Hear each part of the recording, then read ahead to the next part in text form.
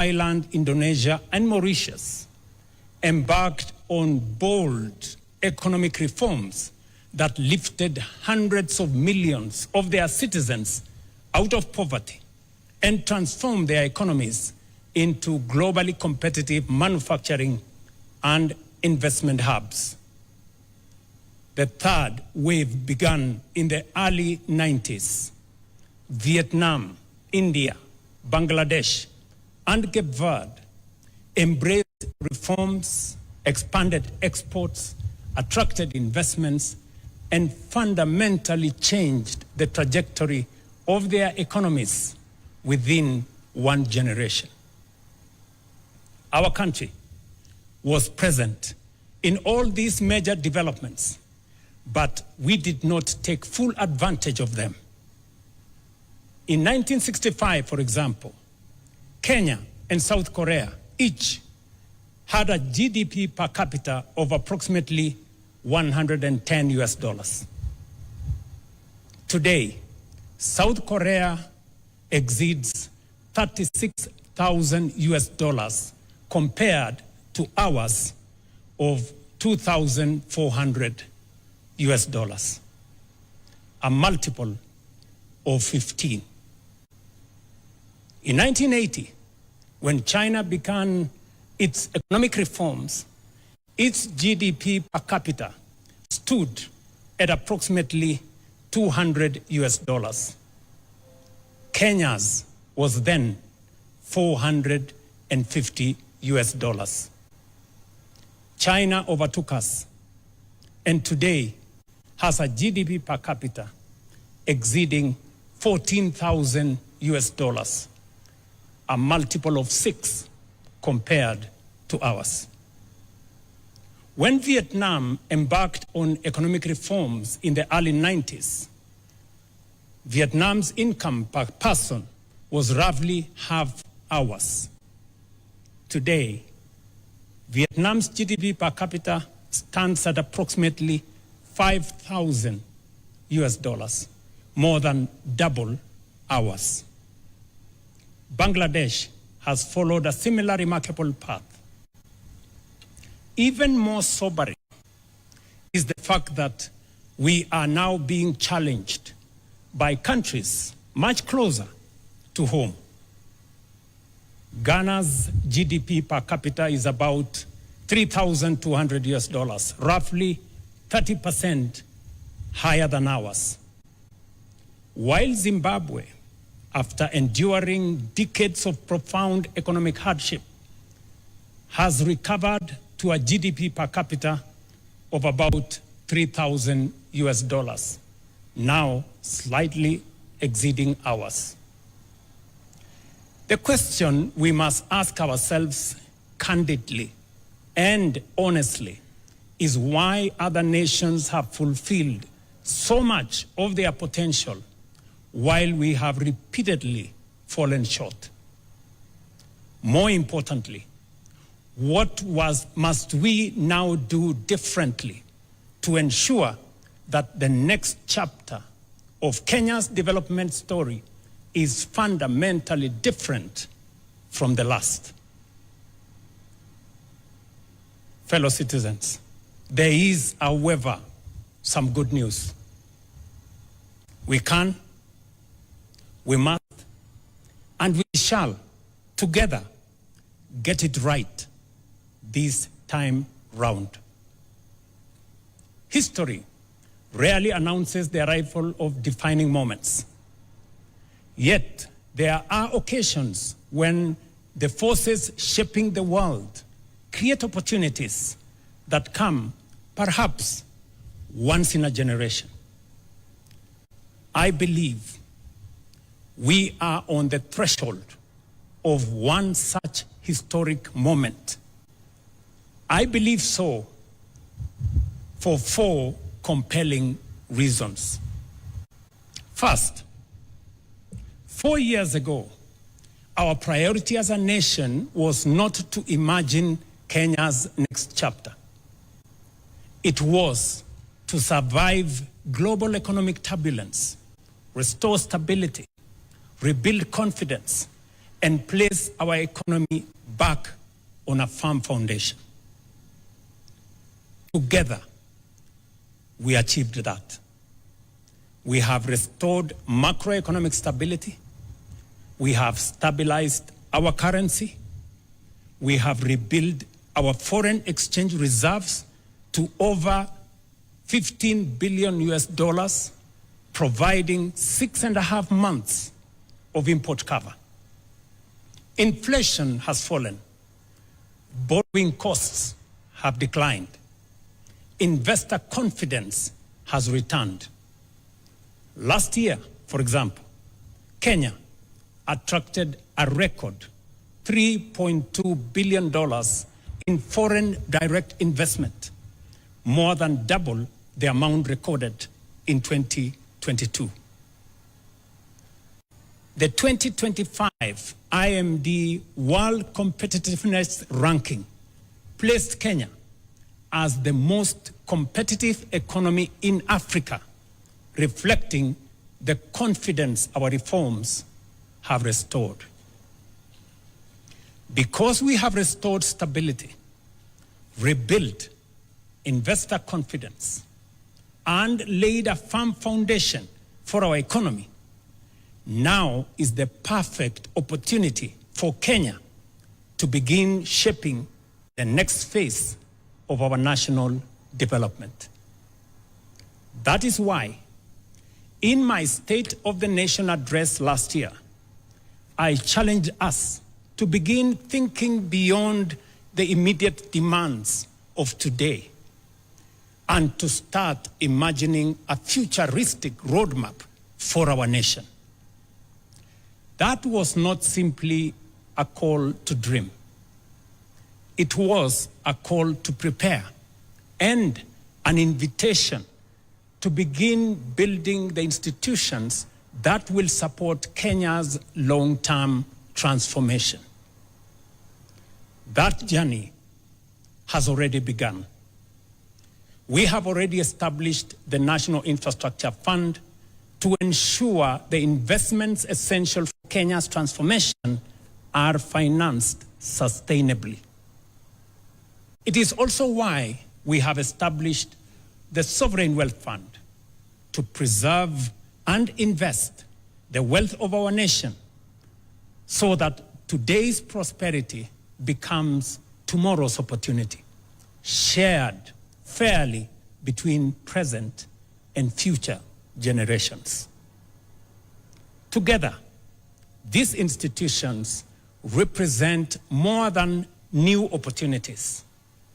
They embody a philosophy of nation building, that lasting prosperity is built through institutions that outlive governments, inspire long-term investment, safeguard intergenerational wealth, and provide confidence in our economy.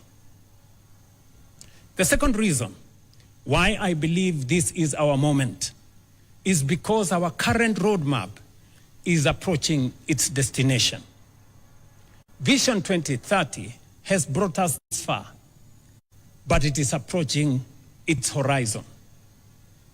It has served Kenya well. It transformed the way we think about national development, provided a common direction, inspired investment, guided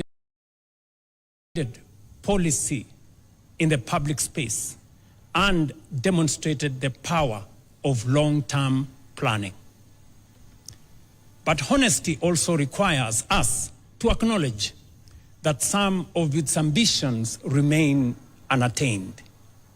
In several respects, we are still falling short of even the very standards we set out for ourselves.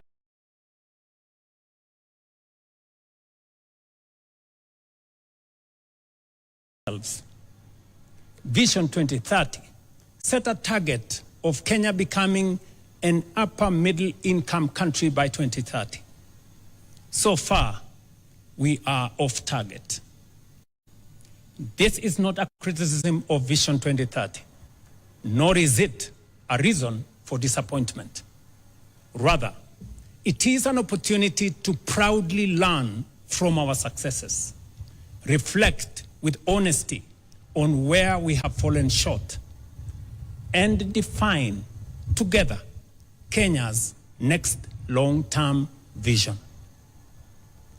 The third reason why this is our moment is that the next great wave of economic transformation will, I believe, be African.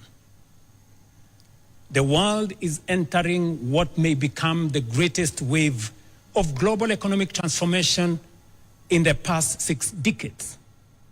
And for the first time in modern history, its center of gravity is steadily shifting towards Africa.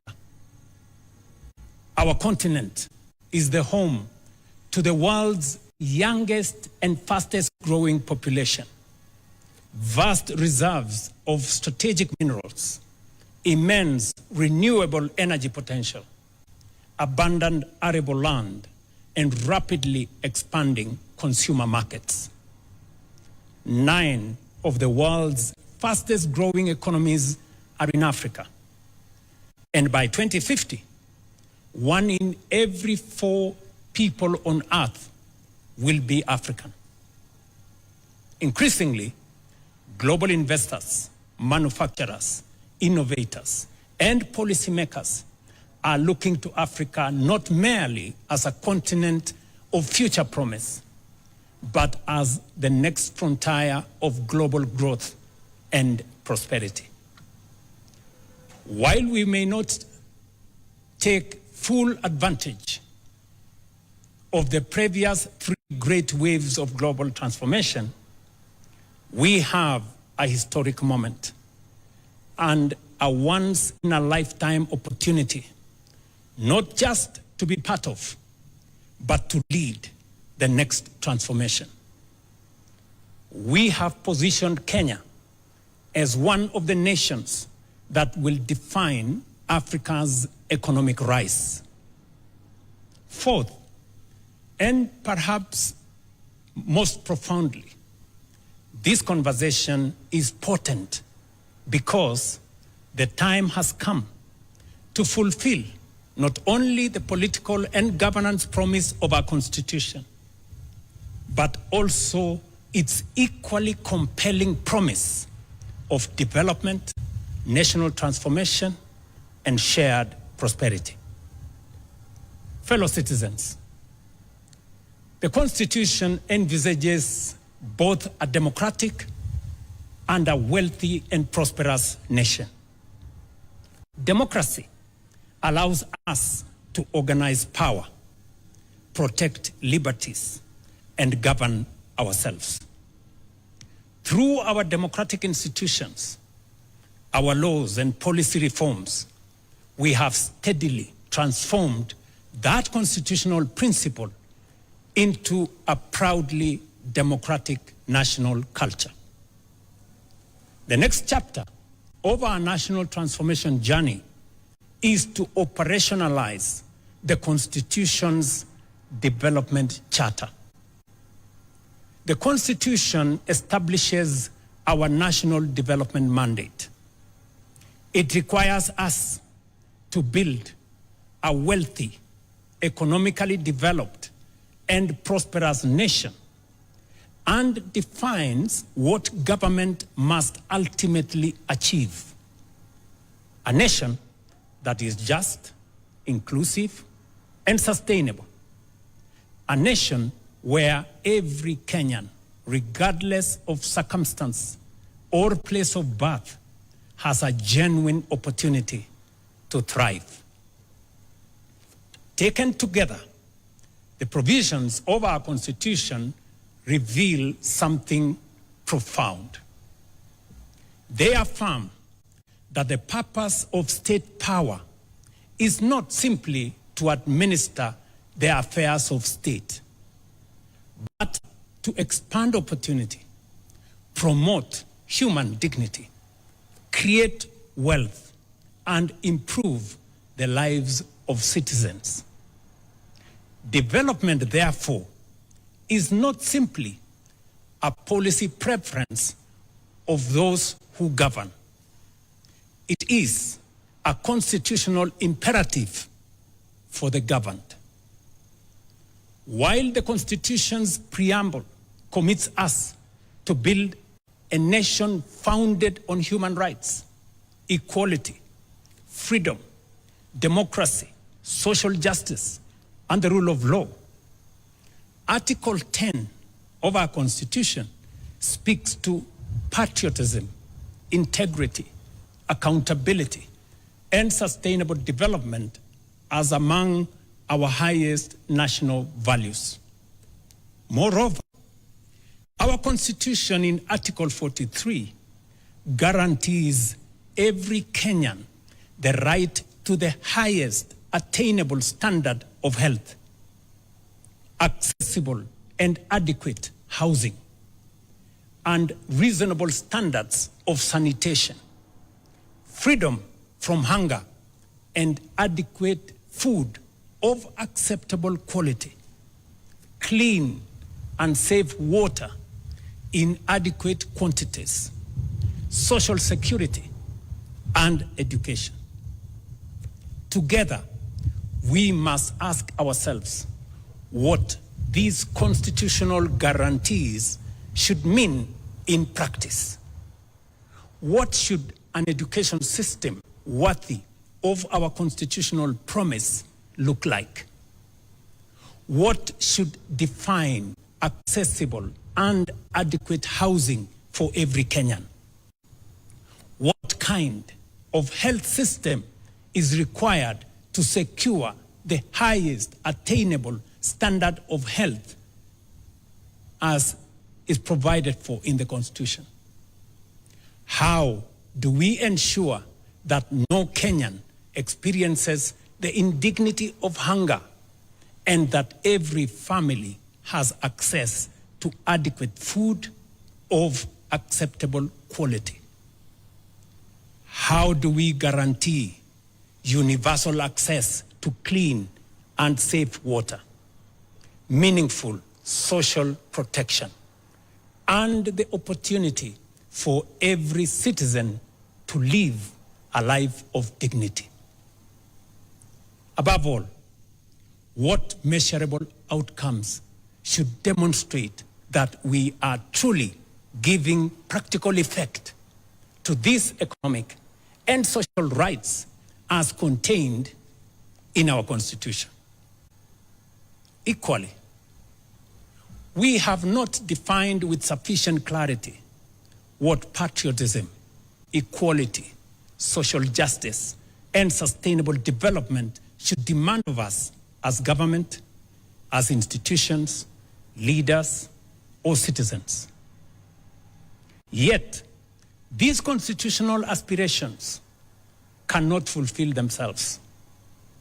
We must, as a nation, collectively define the standards by which they should be measured and establish a common national development charter for their realization.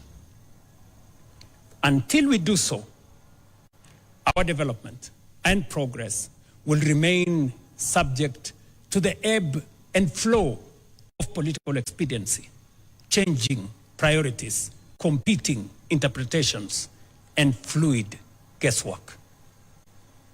A national development charter for the attainment of these noble constitutional imperatives cannot be designed by politicians alone, nor by any single institution, profession, or interest group.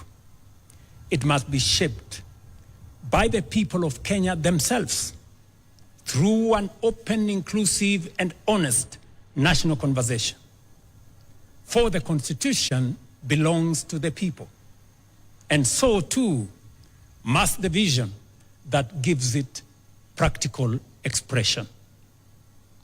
They demand the wisdom of our farmers and workers, the ingenuity of our entrepreneurs and innovators, the experience of our professionals and scholars, the moral leadership of our faith communities, the energy of our young people and the participation of every patriotic citizen who believes in Kenya's future.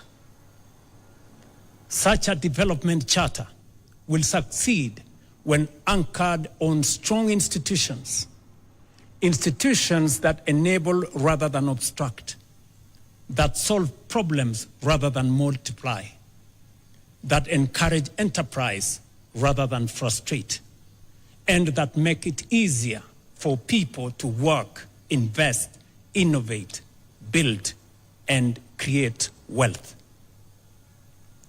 Great nations, fellow citizens, are never built by chance.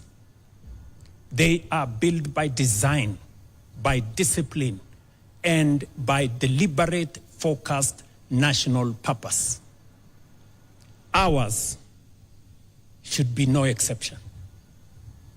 National development must never be left to chance or short-term politics. It must be guided by a shared national vision that endures beyond administrations and election cycles.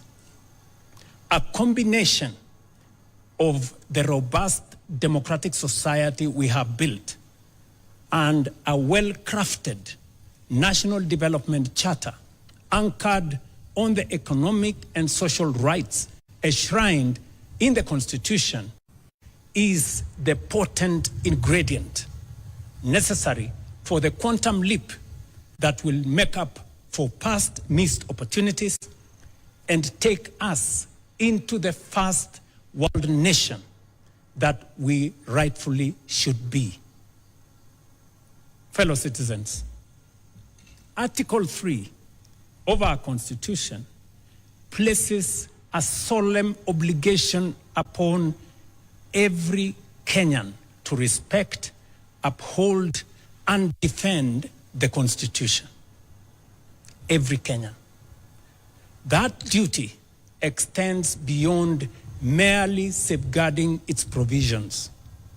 It obligates each one of us to build a broad national consensus on the destiny of our republic. The future of Kenya is too important to be left to politicians alone. It must be imagined, shaped, and built by each one and all of us. Patriotism, therefore, is not only measured by what we say about our country. It is also measured by what we contribute to it, what we build for it, and what we protect within it. Once we, as a people, define the national framework for realizing the aspirations in our Constitution, we will have settled the question of our destiny. Thereafter, the true contest of democracy should be about who has the best ideas, the soundest policies, and the best capability to take us there faster, more efficiently, and more inclusively. That is the political competition our nation deserves. This, ladies and gentlemen, is not a theoretical discourse. The decisions we make today will determine whether our Constitution becomes the greatest instrument of our national transformation in our history, or the greatest opportunity we missed. The defining task of our generation, therefore, is to forge a shared national development charter that translates constitutional aspirations into deliberate action, measurable progress, and lasting national transformation. This is how constitutional ideals become possibilities. This is how rights become opportunities. This is how aspirations become achievement. And this is how prosperity becomes lived reality. We must not merely state what our Constitution says. We must fulfill its highest purpose. Fellow citizens, this is the conversation I invite our nation to have. It is not a conversation about producing another government document. It is about forging a new national consensus on the country we intend to become and the standards by which we shall measure our progress. It is about translating constitutional ideals into measurable development outcomes, outcomes into better lives, and better lives into national transformation and shared prosperity. If the defining achievement of those who came before us was to give Kenya a constitution worthy of our aspirations, then the defining responsibility of our generation is to build a nation worthy of that constitution. Over the past several months, I have engaged and sought the counsel of current and former national leaders, of political leaders, scholars, business leaders, faith leaders, professionals, civil society, grassroots representatives, and most importantly, young Kenyans from every part of our republic. Those interactions reinforced one conviction above all: a vision worthy of guiding Kenya for the next generation cannot be written by government. It cannot be crafted by a handful of experts, however distinguished they may be. Nor can it emerge from a single institution or political formation. It must be forged through a genuinely people-driven, citizen-centered, and future-focused national process. One that draws upon the collective wisdom, experience, imagination, and aspirations of the Kenyan people, while remaining open to the very best ideas the world has to offer. It was in that spirit that I invited Professor Hiroyuki Hino, Professor Anyang' Nyong'o, and their distinguished colleagues to begin examining Kenya's future beyond the Vision 2030. Last week, I had the honor of receiving their proposals on strategic guidelines for Kenya's long-term national transformation. The thrust of their proposal is both ambitious but also achievable. That Kenya can become a prosperous, high-income, industrialized, and globally competitive nation within one generation, provided we remain united in purpose, disciplined in execution, and unwavering in our commitment to long-term national transformation. These proposals provide the foundation for a much broader national conversation, a conversation that now belongs not to government, nor to the authors of that report, but to every Kenyan. Fellow citizens, somewhere in Kenya tonight is a child too young to understand this address. Some may never remember Vision 2030. Others may never remember even this conversation. But they will live in the Kenya we choose to build. That is why this landmark national conversation is a once-in-a-lifetime opportunity. It is about all of us, and also the generations that will inherit the republic we will leave behind. Our Constitution places public participation at the very heart of governance.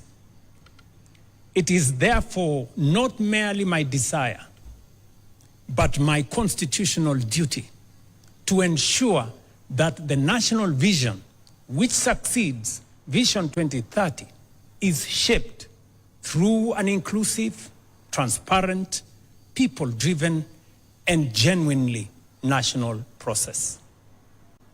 Accordingly, on Wednesday, the 12th of August, 2026, we shall formally launch a national conversation on Kenya's future beyond Vision 2030, the most consequential exercise in national reflection and public participation since the promulgation of our Constitution in 2010. We shall bring together every institution of our republic, every county and every generation, leaders from political parties, the private sector, workers' organizations, faith communities, universities, professional associations, innovators, civil society, our creative industry, and above all, our young people will be at the center.